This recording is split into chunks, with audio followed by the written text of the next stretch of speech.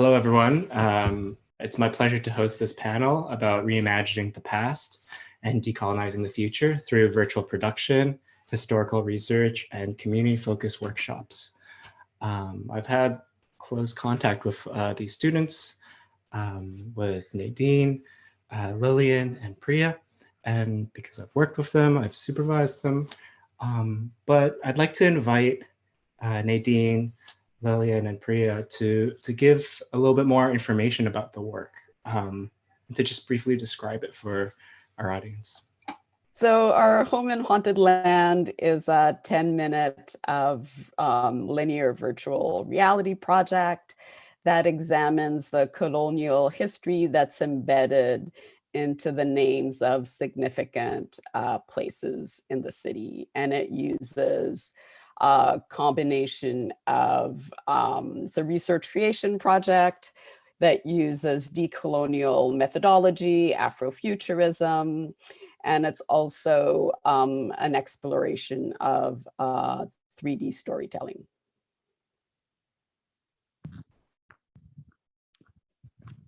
I guess I'll go next. Hello, everyone. My thesis is called Activating Indo-Futurism, applying a lens adapted from post-colonial futurisms. Through this thesis, I intend to activate this largely unexplored futurism discipline for India called Indo-Futurism by seeking inspiration from post-colonial futurisms such as Afrofuturism and indigenous futurism.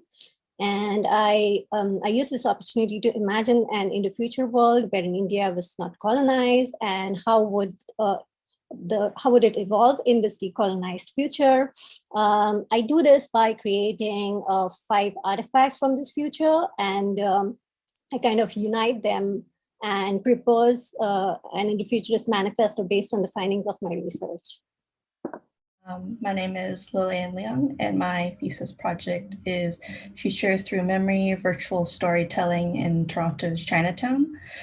So Future Through Memory is a participatory workshop framework and also an interactive documentary co-created with and for the Toronto Chinatown community. So this project is in 2 parts, the first being a participatory workshop that was held remotely with a bunch of individuals within the Toronto Chinatown community, and is both sharing knowledge of photogrammetric scanning and interactive documentary using web VR, and creating these sites of memory and revisiting our own personal memories and collective memory of Toronto's Chinatown, sort of imagined together and displayed together using web VR, depicting each individual person's memory. I'd like to continue talking about some of the decisions around each of your technological or decision makings around the technological approaches, the form, the selection of tools that you've used to engage community, history, and colonial structures through digital media praxis. So kind of the technologies used being web VR, photogrammetric scanning, and sort of the remote workshop was kind of one talking about the benefits of interactive documentary, being documentaries that are shown online and kind of breaking through this sort of linear narrative that usually exists in like traditional filmmaking, where there's only like a single author and director of these, that being able to collectively have these different stories told from different perspectives kind of broadens the reach of the stories told, and also allowing individuals to kind of be part of the creation process rather than being simply extractive. The workshop was held entirely remotely with accessible tools that most people within this audience and stuff can use. And this kind of also just breaking these boundaries of VR scanning that are currently not available, and allowing people sort of the power to sort of document their own histories using a lot of this emergent technology. So my intent was to create a series of artifacts that would serve as examples of the in the futurist lens and the different intents of the lens. So I kind of use this different forms of contemporary media technologies for each artifact. Like I use virtual reality, I use volumetric videos for some, I use physical computing, I also use programming. And I use the affordances of these different technologies to kind of bring out the intended messaging and to kind of like also serve as like different ways of presenting ideas. So that was my purpose. And I united these into a manifesto, and I created that in the form of video to make it so that it's accessible to the intended audience. My main practice is as a filmmaker, but I was also trained as an architect. So I was really interested in this intersection of space and storytelling, and what you could do with 3D space that you could not do in 2 dimensions. And as a basis, like my project uses a photogrammetry of different Toronto spaces rendered as point clouds to serve as the starting point for a discussion about the history. And I was really interested in this notion of history as haunting.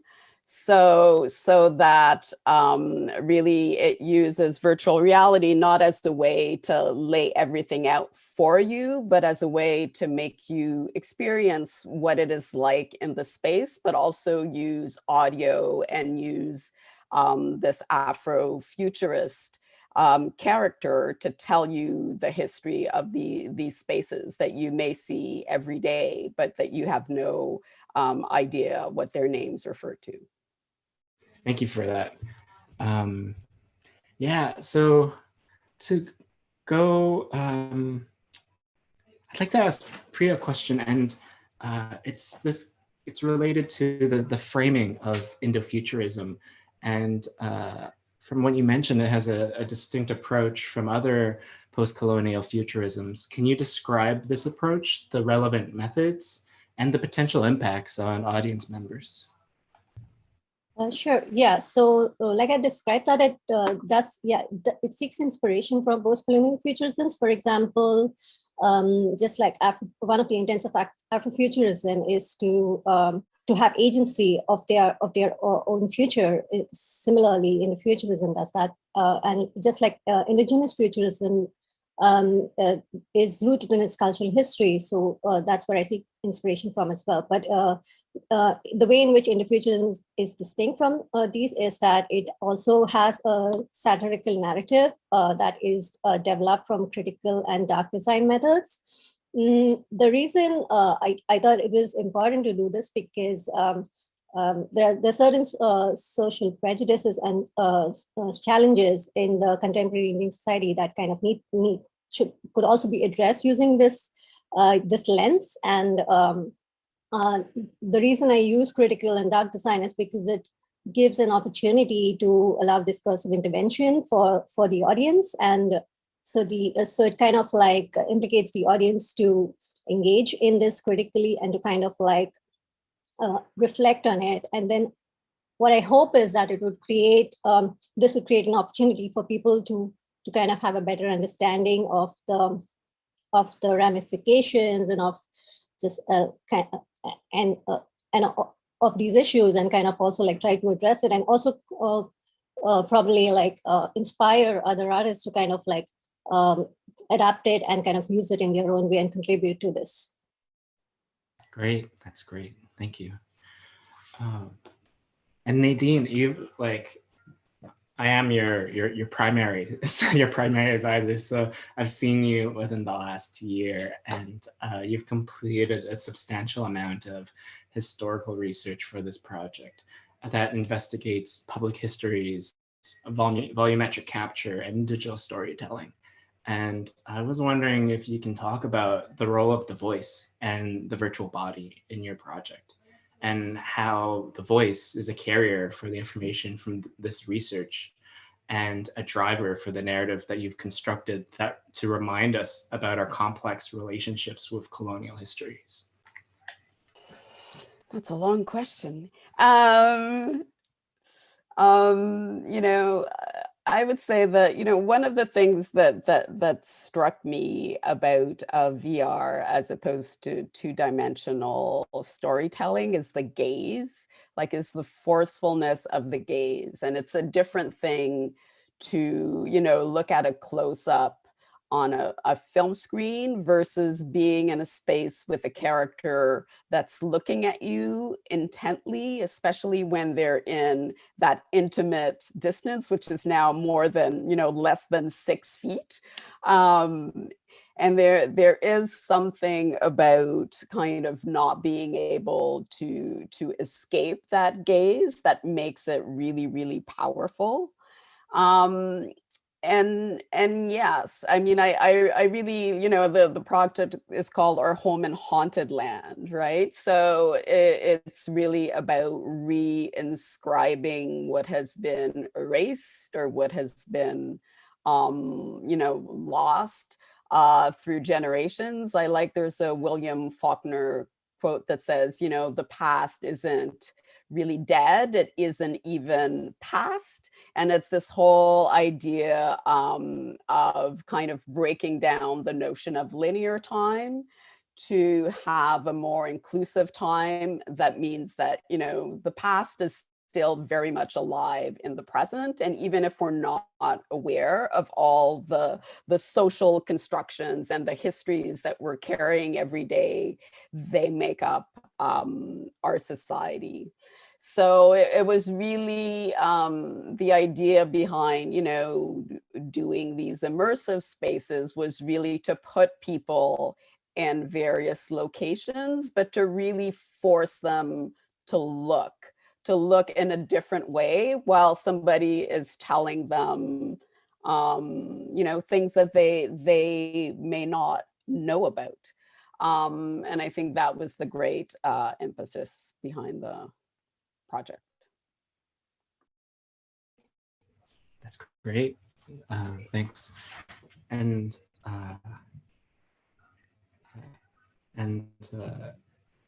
yeah, so Lilian, I've also worked with you closely too, and I'm like, this is a moment where I'm so happy. I've worked with Priya as well, and I'm so happy to see how these projects have developed and the ways that you're unpacking these themes and topics using digital media practice.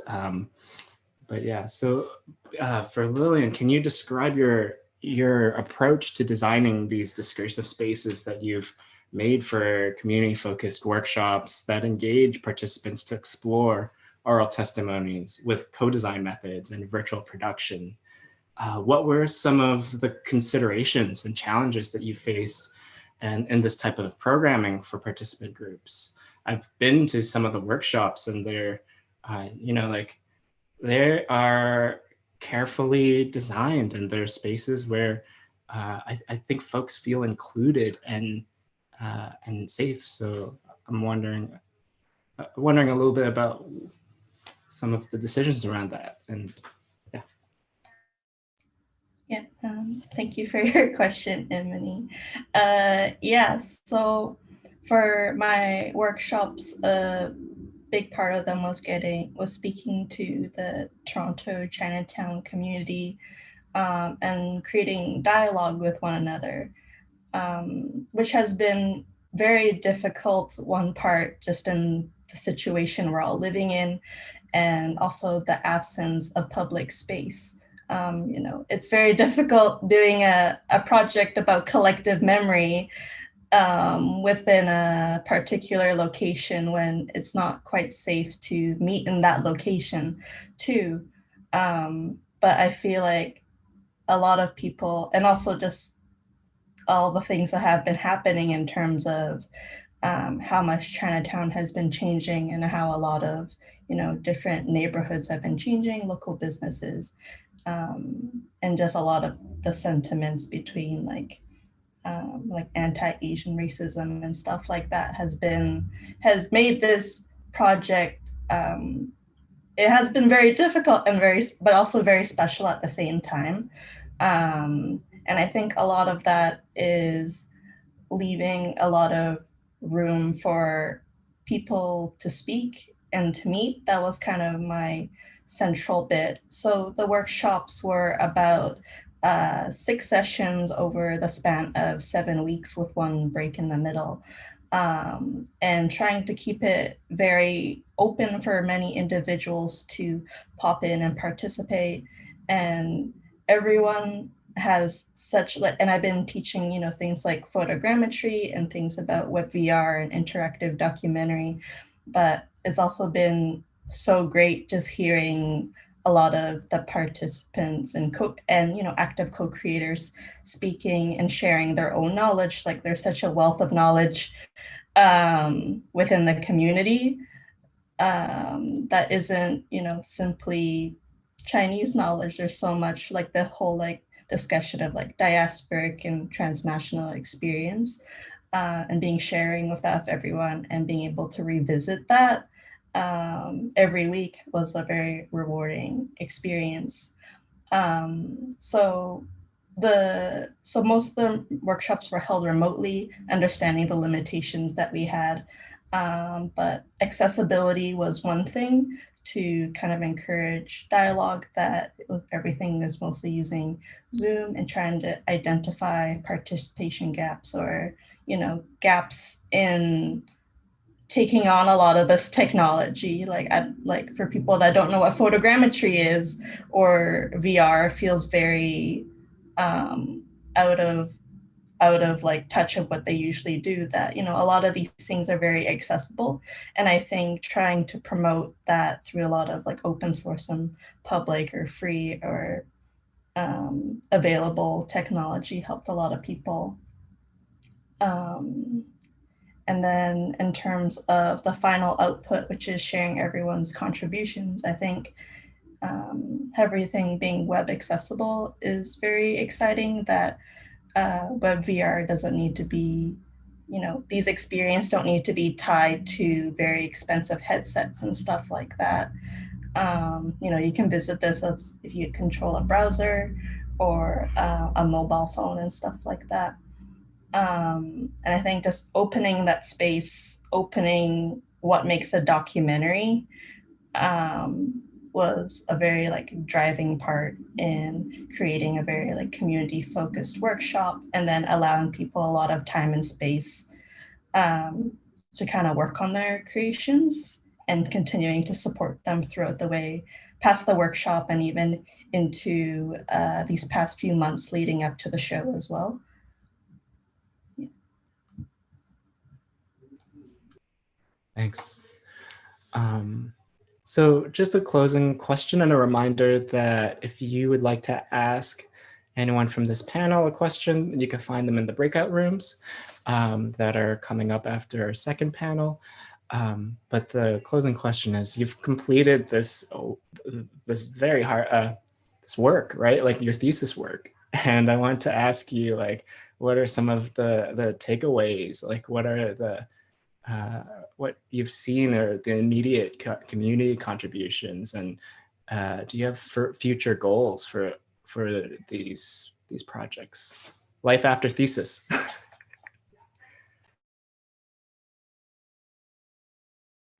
Oops. Okay. Thank you for that question. You know, before I started my project, I really didn't understand why people didn't work more with point clouds. And now I know it's because they're extremely, you know, technically difficult to work with. You know, I think it's been a great experience doing a project that was both very content heavy and very technologically heavy at the same time. So it was a challenge to juggle. You know, I've gotten a grant to do a 2D projection, large scale projection mapping version of the project, which will be somewhere in Toronto in October of 2021. So I'm looking forward to that. And I'm also, looking forward to, trying to make the project wider in scope. Like right now it starts from, 3 Toronto locations. And, there's an idea of, linking it to locations around the world and making it a larger project eventually.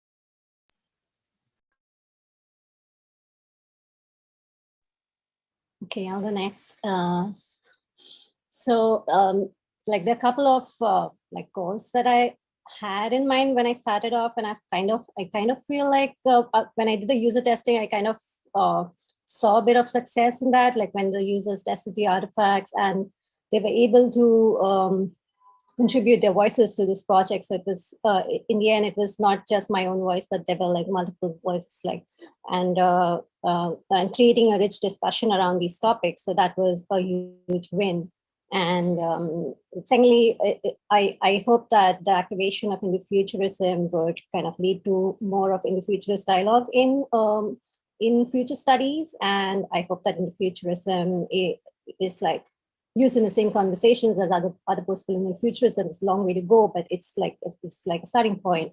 And for the community, I didn't kind of mention this, but it's like the reason I got into this project was because I used to feel this kind of disconnect with my culture when I was back in India, because I didn't quite understand like the way it was introduced to me. So this kind of gave me a refreshing perspective of it, and I hope that this inspires like a similar connectedness to the Indianness for the youth of Indian descent, and like they have an opportunity to kind of reconcile with their culture using this lens in the future. And yes, also I have been invited for like I've been posting my work on social media, so I've been like invited also for a talk in a podcast about my work. So that's kind of exciting for me. So.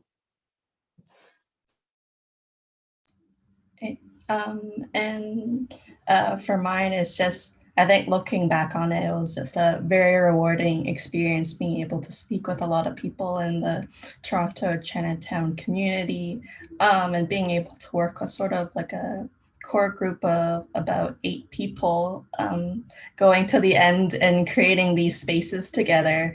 I wish they could all kind of be in this panel too, because this whole project is co-created with them. And I think, their own stories play a really huge part in a lot of this coming together.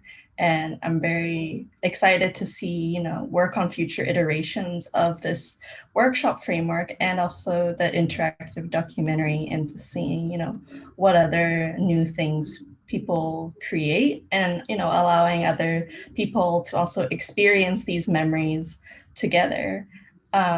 It's been really inspiring hearing, everyone that's participated, and just been really encouraging with this whole workshop and interactive documentary project. And it's also been so enjoyable, seeing all these things that, artists, designers, community members, activists and stuff are doing in Chinatown, not just Toronto's Chinatown, but, across North America, across the world. I feel like it's a very difficult time, but, it's also, I think, a lot of time that people are putting a lot of attention and a lot of energy into Chinatown.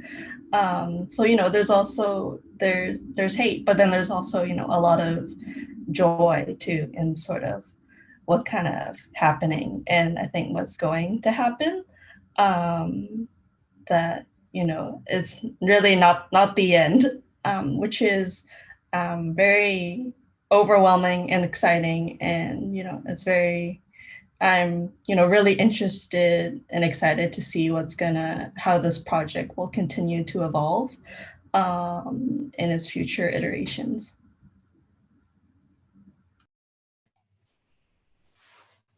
Thank you. And I just want to say, like, I'm so moved by everyone's work, right? Like, I feel it in my body, and I want to, yeah, I feel it in my body, and I want to say thank you for sharing it. And I want to invite everyone to celebrate this very important work that that aims to reimagine the past and decolonize the future. So claps.